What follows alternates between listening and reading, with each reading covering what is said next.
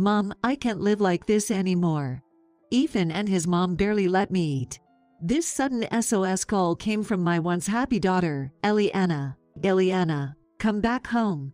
I instinctively shouted. Eliana had become worryingly thin. "I won't forgive Ethan and his mother," I resolved with determination. I'm Jonna, a 50-year-old housewife. My husband, James, is 52 and a company employee. Our daughter Eliana is turning 26. After graduating from college, she landed a job at a major corporation and started living alone.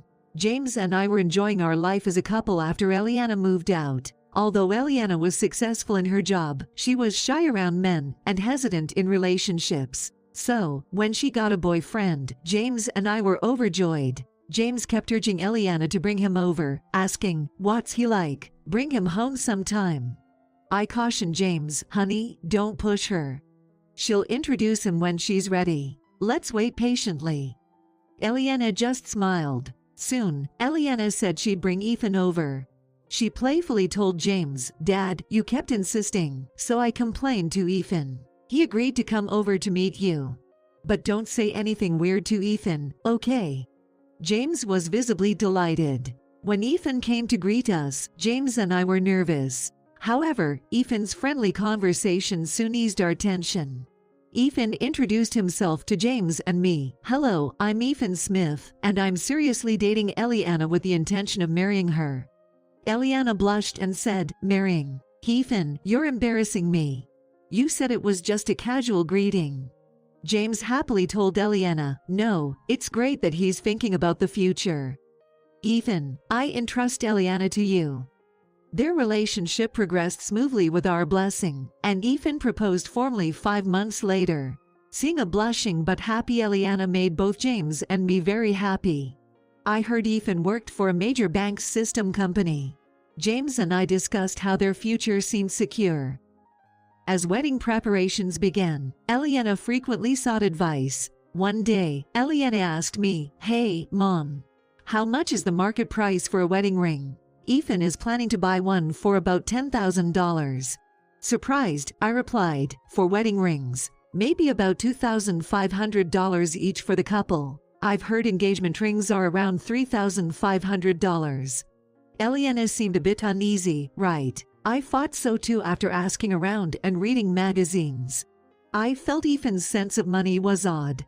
However, when Eliana said, "Ethan insists it's a once-in-a-lifetime thing and wants me to have something nice," I conveniently interpreted it as Ethan wanting to give her a special gift. After some time, the two moved out of their bachelor's residence and moved into a condominium in New York. The area was very expensive, but very convenient for commuting. I was a little concerned and said to Eliana, "Hey, Eliana, the area you and Ethan live in must be pretty expensive to rent, right? Are you going to be able to afford the monthly payments?" She reassured me, "Don't worry, Mom, Ethan's working hard and I earn a decent salary too. His job requires living near the bank." Ethan was a systems engineer at a bank-related systems company. If there is a problem, Ethan needs to rush to the site, even in the middle of the night. That's why the location had to be close to the bank, within a short taxi ride, apparently. Eliana explained, "Ethan's company gives us substantial housing allowance, so we're fine. Don't worry, Mom." Not fully understanding the system company's situation, I just accepted it as how things are. Months passed, and I invited Eliana for lunch. Before her marriage, Eliana and I often went for lunch together. However, after her marriage, when I invited her to join me, she often declined my invitation, saying that she was busy with work or had made other plans. James suggested that maybe she's just busy with her married life, but it didn't seem like Eliana was avoiding me. Over the phone, Eliana said, "Next Saturday." "Oh, that's when Ethan is on a business trip." "Sure, Mom, I can make it. I'll find a place for us." I was a bit thrilled to have lunch with my daughter after half a year. When I finally saw Eliana, she looked a bit pale. I was concerned and said, "Eliana, what's wrong? If you're not feeling well, take it easy, just stay home and rest, okay?" Eliana reassured me, "No, I'm fine. I've just been tired from all the overtime lately. Plus, lunch with you might be just what I need to unwind." She managed a weak smile. We then enjoyed a good chat, just the two of us. About 2 hours in, Eliana's phone rang. She looked shocked when she saw the display. Eliana told me, "Mom, I have to go home already. Ethan's mother is calling." Eliana explained that Ivy was at their place. Surprised, I said, "Sorry for keeping you during such a busy time. It's okay, you can hurry back." Apologizing, Eliana quickly left. Another half year went by, and during this time, something terrible happened to Eliana. I learned about it from a phone call from her. It was a Saturday, and James and I were enjoying our day off. While I was making herbal tea, suddenly, my phone rang. The phone's display showed Eliana. I quickly answered. Eliana hesitantly started, Mom, it's me, hi how?" She seemed unable to continue. Sensing something was wrong, I asked, "What's the matter? Did something happen?" Eliana remained silent for a while. Patiently, I waited for her to start talking. Eventually, she said, "Mom, I can't live like this anymore. Ethan and his mom barely let me eat. I might not survive if this continues." Shocked, I asked, "Are you okay? Sounds like things are really bad. Why don't you come back home?" Eliana seemed undecided. I firmly told her, "If you're feeling unwell, you can't just sit around. Eliana, come back home. We'll talk it over when you get here." Eliana responded, "Really? Can I come back? But I don't have any money, I can't leave." I thought this was strange. Eliana was earning a decent salary, but there was no time for a long discussion. Her situation sounded serious. First, I need to meet with Eliana to see how she is doing. I told Eliana, "Take only your valuables with you, and leave the house. There is a convenience store near your apartment, right? I will drive there and pick you up. Wait for me there." Sobbing, Eliana agreed. So, James and I hurried to the convenience store. When we arrived, Eliana was crouched in the parking lot. When she saw me, and said, Mom, I'm sorry. I shouldn't have done this." She broke down and cried. I hugged Eliana, and together with James, we helped her into the car. She was terribly thin and almost gray in complexion. What could have happened to her? I was astonished. I held Eliana until she stopped crying. James said to me, "She will not be able to calm down here. Let's take her home soon and give her a good rest. We need to talk to Ethan." I agreed with James. Yes, right now, letting Eliana rest is our top priority. When we arrived home, Eliana, possibly due to exhaustion, immediately fell asleep on the sofa. After she woke up, I served her some easy-to-eat food. She ate voraciously in front of us. She must have been very hungry. It was shocking to hear her stories about not being allowed to eat and having no money. I asked Eliana, "What do you mean you're not allowed to eat?" Eliana explained, "My salary is lower than Ethan's, so Ethan and his mom, Ivy, keep telling me to save more." Gradually, my food portions were reduced. I asked, "Really? But you're making the food, right? Because you're a married couple, Ethan and you eat the same food, right?" Eliana shook her head. "No, for the past 6 months, Ivy has been cooking Ethan's meals. I'm not even allowed in the kitchen." James asked Eliana, "Ivy is in your house. This is the first time I'm hearing about this. Does this mean Ivy is staying there all the time?" Eliana explained that Ivy had moved in with them about 6 months ago, and they started living together gradually. Right around the time Eliana and I had lunch, Ivy had an argument with her husband and came to stay with Ethan for just a week. But then Ethan got mad at his father and told Ivy she could stay indefinitely. I was shocked and glanced at James, who seemed to feel the same. Eliana continued, "Since then, Ivy has been criticizing my budgeting, saying it's all wrong and that I can't manage money at all." After Ivy criticized the budget, she took control of the household finances. Moreover, Ethan did not oppose Ivy at all and instead joined her in blaming Eliana. Now Ivy controlling Ethan's and my entire salary. Eliana said. Ivy saw Eliana's payslip and demanded she work more, including overtime. Ivy told Eliana, "Your salary is much lower than Ethan's. Leave the housework to me and work more. How about doing more overtime?" Ethan also told Eliana, "Yes, that's right. I agree with more overtime. It's nice to have my mom doing the housework." "You're lucky, Eliana." Ivy scrutinized Eliana's pay slips, always looking for unnecessary expenses, and eventually found something else to criticize: the cafeteria deductions. Eliana's company has a cafeteria, and lunch costs are deducted from her salary. Ivy told Eliana, "You're spending too much on lunch. I'll make you a lunch box from now on. Stop eating at the cafeteria." Eliana's attempts to argue were met with attacks from both Ivy and Ethan. Eliana confided, "Whenever I try to speak up, Ivy and Ethan gang up on me. It never ends up being a calm discussion." Eliana said something, but they are suppressed by Ivy and Ethan. Now, Ethan and Ivy control all of Eliana's salary, leaving her with almost no money of her own.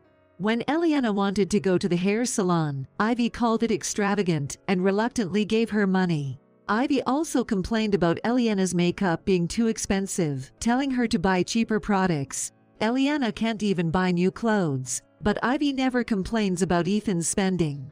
Ethan seemed to spend money lavishly. Eliana told me the other day Ethan bought a branded watch. He told me that because of his job, he would be treated like an idiot if he didn't wear something decent. Ethan has a reckless way of spending his money. Eliana began to sob as she recalled these painful events. James and I listened in disbelief. Then Eliana's phone rang. She flinched and turned pale. I instinctively answered the phone for her. It was Ivy. "Doe. Isn't this Eliana's phone? Why is Johnny answering?" Ivy asked. I told Ivy, "Hello, it's been a while. Eliana is not feeling well. I can talk to you on her behalf." Ivy said, "Is that so? Well, all right. Could you tell Eliana to come back home soon?" I replied, "Unfortunately, I can't do that. Eliana is unwell. She'll stay here until she recovers." Ivy retorted, "You're coddling her too much. As a mother, you should educate Eliana properly. She can't manage a budget or do household chores. It's always one problem after another." Struggling to find the right words, I remained silent. Then Ivy changed the topic, asking, "So, Eliana will be commuting to work from your home?" I replied, "Yes. Considering her health, we'll need to discuss this with her company, but for now, she'll be commuting from here." Ivy then said, "Please tell Eliana to return as soon as she's well."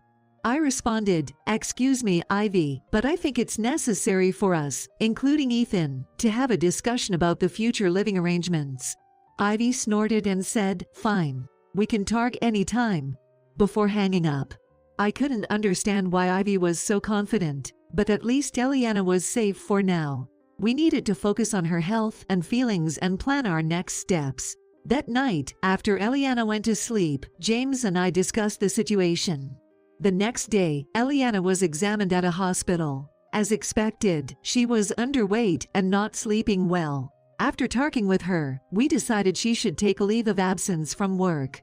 She enjoyed my cooking, saying it was delicious. I asked her, "What were you eating while living with Ethan? What kind of meals did Ivy prepare for you?" Then Eliana said, "My mother-in-law only cooks for Ethan and herself. I always had bread ends. At a local bakery, they sell bread ears very cheaply. That's what I used to eat." I was shocked. Eliana had been deprived of proper meals while Ivy and Ethan ate normally. "Just bread ends? Since when? What about your lunchbox? Didn't Ivy prepare that too?" I asked. Eliana should have been stopped from eating at the company cafeteria by Ivy. Since 3 months ago, my lunchbox was just bread ends in a container. I was embarrassed, so I ate secretly in the break room when no one was around. Eliana said Ivy would taunt her about not earning as much as Ethan, saying with her salary, bread ends were all she deserved. She had been living on just bread ends for 3 months. I was shocked. James, who heard everything, couldn't hide his surprise. Eliana, tired from talking, lay down to rest. James told me, "This is serious strange. We need to investigate further. If Ethan or Ivy calls again, buy some time. I'll gather more information." I told James, "Yes, I think this is going too far." Then, James and I began looking into Eliana's circumstances. I started by calling her work colleague, who said, "Recently, Eliana's been doing a lot of overtime and looked pale. She often declined after work drinks, saying she couldn't go because of her husband and mill." James also talked to Eliana's boss. Eliana's boss also mentioned, I've been concerned about Eliana lately because she's been doing too much overtime. She seemed desperate to work. Eliana's boss commented, Eliana is so conscientious, maybe she's been pushing herself too hard. I hope she recovers soon and comes back to us. Thanks to her boss's initiative, Eliana was granted the sickness allowance by her company. The allowance was 2/3 of her salary, but we were grateful to receive it. We decided to have the sickness allowance paid into a different account from her usual salary account. 2 weeks after Eliana returned home, Ethan called. He insisted, Eliana should be well by now. Please tell her to come back. When I looked at James, he answered the phone. James humbly requested Ethan, Eliana is not fully recovered yet. Please, let her rest for another week. Ethan told James over the phone, I guess there's no choice. Just 1 more week, okay? And then hung up. I protested to James, but she needs at least 3 more weeks to recover. And we don't know what they'll do to her if she goes back. James reassured me, don't worry, we won't stick to the 1-week timeline. They've treated her terribly, and we have a plan. He then asked Eliana, what do you want to do? If you want to try again with Ethan, we won't stop you. But if you want to leave him, we'll support you. Eliana, suddenly resolute, said, I've been thinking. Am I really as useless as Ivy and Ethan say? But this isn't right. They're just taking my money. I don't want this anymore. I want a divorce. James encouraged her, that's right. You've chosen your path well. We'll always be on your side. James shared the information he had gathered with us. We prepared for the possibility of Ethan coming over, ready to handle the situation. And 1 week passed. We didn't contact Ethan. 9 days later, Ethan and Ivy came to visit. When the doorbell rang, I checked the intercom and informed Eliana and James. James suggested, let's talk to them directly and settle this. Eliana nodded in agreement. Opening the door, we found Ethan and Ivy glaring at us. Calming myself, I greeted them warmly. Hello. What brings you here so suddenly? Ethan demanded, why hasn't Eliana returned home? It's been a week. You did tell her, right? Ivy also told me, that's right. You can't do your chores, you can't do your laundry, and you can't even keep your promise to come home. What a mess you are. Parents and children are helpless. I invited them in, saying, let's not talk in the doorway. Please come inside. Reluctantly, they entered. Eliana told them firmly, I won't return to that house. Ethan, please let's divorce. I can't live with you anymore. Ethan threatened loudly, you think you can just decide that? But Eliana stood her ground, facing Ethan with resolve. Ivy then berated Eliana, for 6 months, I did all the housework and supported Ethan while you neglected your duties. Eliana told Ivy, it's not that I didn't do the chores. Whenever I did, you would criticize my methods and take over the tasks, didn't you? Ivy retorted, how dare you speak to me like that after making me work so hard? You should be ashamed. I was only trying to correct your mistakes. Ethan joined in, that's right. My mother helped because you couldn't handle the chores, allowing you to focus on work. That's when James shouted at them, what nonsense. You took Eliana's salary and fed her only bread ends. Your actions are the worst kind of abuse. They were shocked by James's outburst. James added, Ethan, you have been fired from your company. I checked out your employment status. You don't have the power to continue paying the rent on that apartment anymore, do you? Ethan began to look uneasy. Eliana added, I didn't know until Dad told me. James continued, I hired a detective to find out. Ethan, you were fired 6 months ago for an affair with your boss's wife. Eliana accused Ethan, you pushed me to work because you lost your job and income. Ethan turned pale and hung his head. James then confronted Ivy, you have a shopping addiction and debts, right? You didn't leave your home due to a fight, but because you were divorced and had nowhere to go. Ivy, too, lost her composure and turned pale. James concluded, Ethan is being sued for alimony, and Ivy is being chased by debt collectors. They were trying to pass their debts on to Eliana. Eliana, trembling with anger. Eliana placed a piece of paper on the desk. Eliana said once and for all that let's divorce. I've filled out half of the divorce form. You complete it and submit it to the authorities. We'll communicate for lawyers from now on. Ethan, prostrating at Eliana's feet on the carpet, pleaded, "Please, don't say we should divorce. It was just a moment of madness. I was wrong to hide it from you. You're all I have, Eliana. I'm so sorry. Please forgive me." Ivy, also appealing to Eliana, cried, "I did all the housework and took care of everything, didn't I? I'm sorry. Please come back. I'll keep doing the chores." Eliana, looking at Ethan and Ivy, coldly said, "I'm fed up. Who would want to start over with you two? You hid what you did and exploited my salary. I don't want to see your faces." Ethan and Ivy were unable to move from their spot, crying inconsolably. James sternly told them, "The conversation is over. It's time for you to leave. If you don't, we have our ways to deal with it." Reluctantly, Ethan and Ivy stood up and left our home, defeated. Afterward, with the lawyer's help, Eliana and Ethan officially divorced. Of course, we filed for alimony from Ethan. In addition to hiding his affair, we also added the fact that Ethan did not provide adequate meals to Eliana in the alimony claim.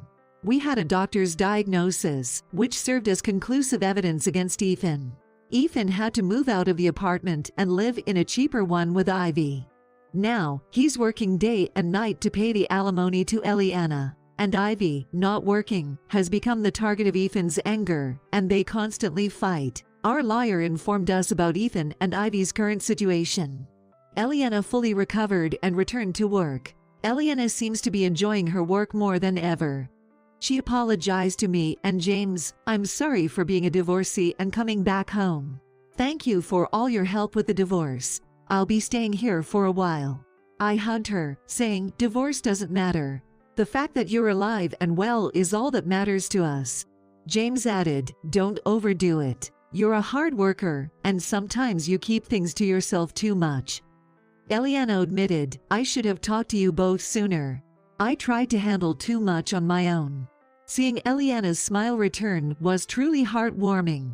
And James, who stood by us and fought against Ethan and Ivy, proved to be incredibly reliable. I fell for him all over again.